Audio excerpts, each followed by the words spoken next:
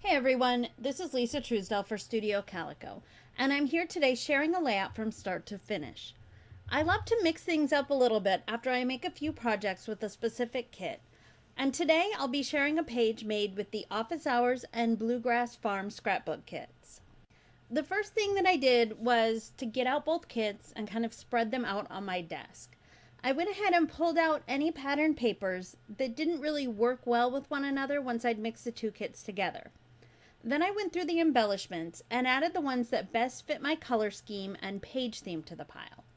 I find that taking the time to sort through the product before I start a project gives me a little bit more of a focus as I start working, and it really helps to speed up my whole creating process. I've really wanted to use the fabric patches from Bluegrass Farm on a project, but they keep just not quite working with my finished pages.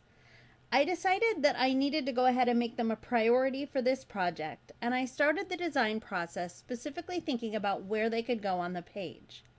I recently got this layout back from Studio Calico, and as I moved it off of my desk to film this video, I realized that the page design was completely my answer. I could use my photo where the large photo on this page is, and then put the patch on a block of pattern paper or a journal card, and it could go where the smaller photo is. The tag along the top makes a perfect spot for journaling, and the layered photo mat ties all of the elements together. Let this just be a great reminder to look at your own past work when you need a little inspiration.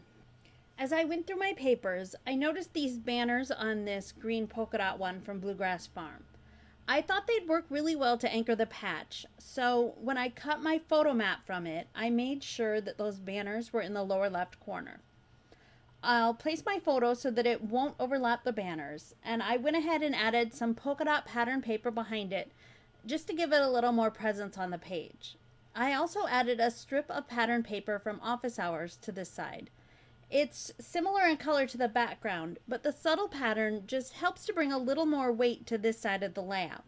Since the other side will have that bold patch and the shipping tag with journaling, I think this paper just helps to balance out the right side of the page.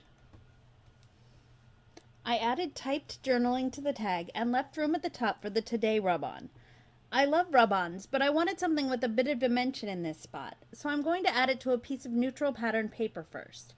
I have a rub-on tool, but I can never find it when I need it, and I've learned that the handles on my scissors make a pretty good stand-in.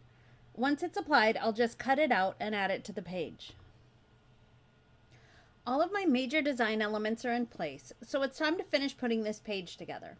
I started by flipping over the yellow polka dot pattern paper. I felt it was just too similar to the manila tag and neutral banners, and I thought the aqua ledger on the back helped set the photo up as a focal point a bit better.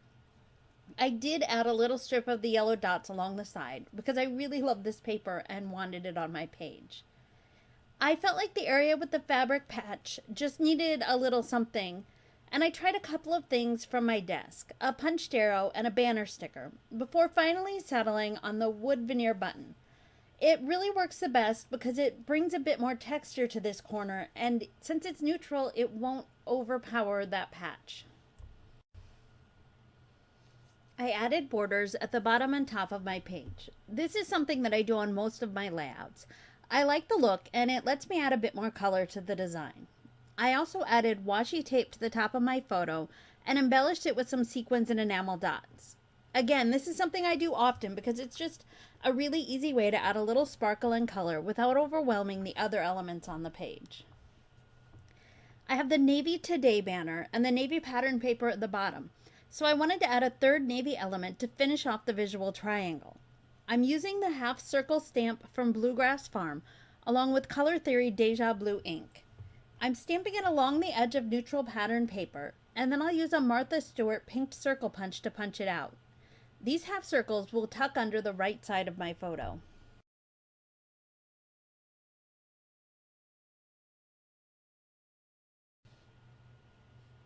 I added a title under my photo and just have two more tiny additions to make to the page.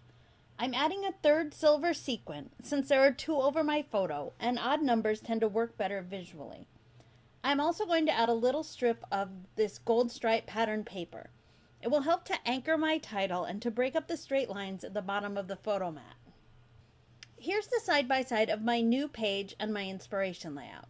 You can see that the focal photo, title, and tag are all in the same places, but that I switched up a lot of the smaller elements so they'd work better with the products I wanted to use. Lifting a design helped this page come together in under 30 minutes, and it's a great trick to turn to when you need a creative boost. Thanks for watching today, and don't forget to check out StudioCalico.com for more inspiration.